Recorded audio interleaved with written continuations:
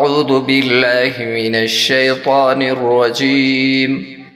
بسم الله الرحمن الرحيم. فلما سمعت بمكرهن أرسلت إليهن وأعتدت لهن متكئا وآتت كل واحدة منهن سكينا وقالت اخرج عليهن. فلما رأينه أكبرنه وقطعن أيديهن وقلن حاش لله ما هذا بشرا إن هذا إلا ملك كريم.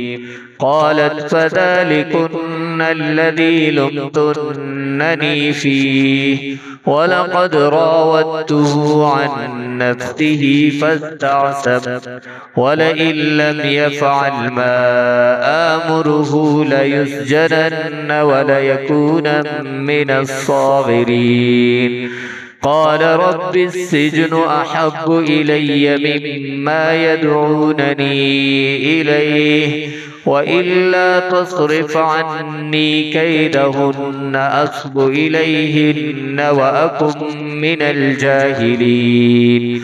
فاستجاب له ربه فصرف عنه كيدهن إنه هو السميع العليم. ثم بدا لهم من بعد ما رأوا الآيات ليسجننه حتى حين.